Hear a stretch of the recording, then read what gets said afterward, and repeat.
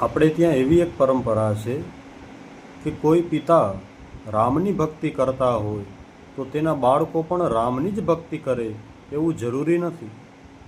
આપણે ત્યાં સ્વતંત્રતા છે. પિતાને રામ ગમે છે તો અવશ્ય આપણે બધાએ રામની ભક્તિ કરીશું, આપણે રામના નામની ધૂન ગાશું. પણ એના દીકરાને જો હનુમાનજી વધારે પ્રિય છે, એના દીકરાને જો શ્રી કૃષ્ણ ભગવાન વધારે પ્રિય છે તો તે તેની ભક્તિ કરશે. કારણ કે આપણે ત્યાં સ્વતંત્રતાઓ આપેલી છે. પિતા રામના નામના ગુણ ગાય તો એનો અર્થ એવો નથી કે દીકરાએ પણ રામના જ ગુણ ગાવા. હા, રામની ભક્તિ કરવી જ જોઈએ, પરંતુ એને કોઈ બીજા દેવતાઓ પ્રિય લાગે છે, જેમ કે શ્રી કૃષ્ણ ભગવાન પ્રિય છે, તો તે ભગવાન શ્રી કૃષ્ણની ભક્તિ કરશે. પરંતુ પિતા જો રામની સેવા કરે છે તો બાળકમાં રામની જે મર્યાદા તો વારસામાં આવશે જ. તો પિતા જ્યારે ભક્તિ કરતા હશે તો ત્યારે તે પણ રામ ભગવાનના નામોનું ઉચ્ચારણ કરશે, તે પણ ભગવાનની ભક્તિ કરશે, રામના સ્તોત્રો બોલશે, એ પણ ભગવાનની ધૂન ગાવા લાગશે. કારણ કે આપણી પરંપરા એમ કહે છે કે પિતા જે કાંઈ પણ કહે, પિતા જે કાંઈ પણ કરે એનું આપણે અનુસરણ કરવું જ જોઈએ. પરંતુ આપણા ધર્મમાં ભક્તિ કરવા માટે દરેકને સ્વતંત્ર રાખ્યા છે. ગુરુ હોય, માતા પિતા હોય, વડીલ હોય, મિત્રો હોય, મંદિરોમાં પૂજારીઓ હોય, કોઈ સંત મહાત્માઓ હોય, કોઈ કથાકાર હોય, તો એ આપણને જ્યારે જ્ઞાન આપતા હોય, આપણને સમજણ આપતા હોય, કોઈ કથા કરતા હોય, તો ત્યારે તે પણ એમ જ કહે કે શિવ પુરાણ વાંચીએ તો ભગવાન શિવનો મહિમા વિશેષ હોય, શ્રીમદ ભાગવત વાંચીએ તો ભગવાન શ્રી કૃષ્ણનો મહિમા અત્યંત વધારે હોય, રામાયણ વાંચીએ તો પ્રત્યેક જગ્યાએ પ્રત્યેક પદોમાં રામનું નામ તો હોય જ, દેવી ભાગવત વાંચીએ તો જગદંબાની તેમાં કઈ રીતે ઉપાસના કરવી, જગદંબા જ આખા જગતની શક્તિ છે, એના વગર કંઈ ન થઈ શકે, એનું વર્ણન તેમાં જોવા મળે જ. એનો અર્થ એ છે કે હે બાળકો, હે મારા ભક્તો, તમે અનેક પ્રકારની ભક્તિ કરો.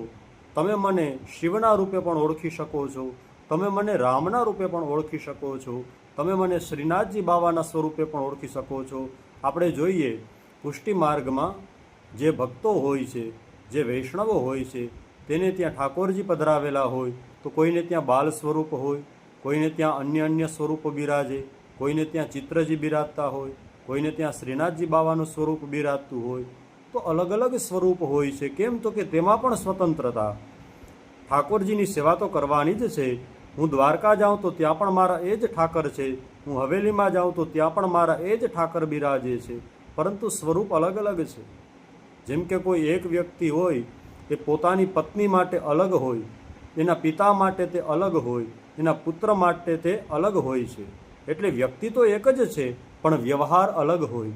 પત્નીને જે રીતે બોલાવી શકાય એમાં કંઈક અલગ વાતાવરણ હોય, પિતાને બોલાવીએ તો તે શબ્દોમાં એક અલગ મર્યાદા હોય, દીકરાને બોલાવીએ તો તે શબ્દોમાં પણ એક અલગ જ પ્રકારના શબ્દો હોય.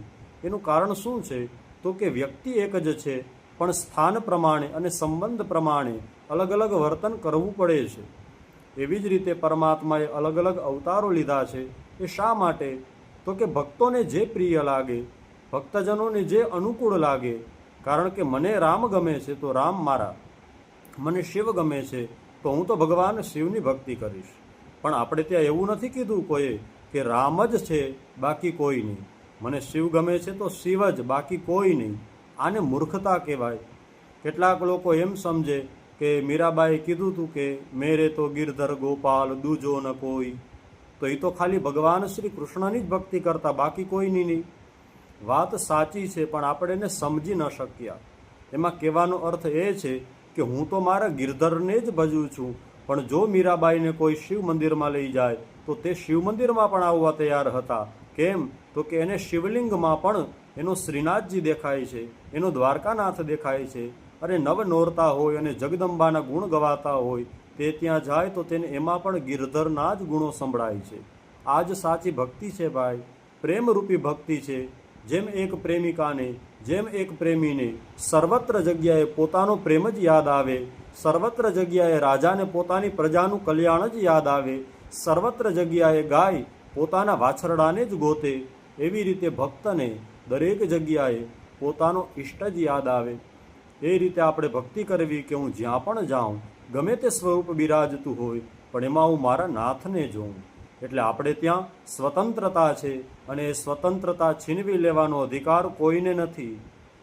કોઈ એક મહાપુરુષ છે જેને હું ઓળખું છું, એ પોતે એક રામના ભક્ત છે. એના દીકરાઓ છે, તો એક દીકરો શિવનો ભક્ત છે, બીજો દીકરો ભગવાન વિષ્ણુની પૂજા કરે છે.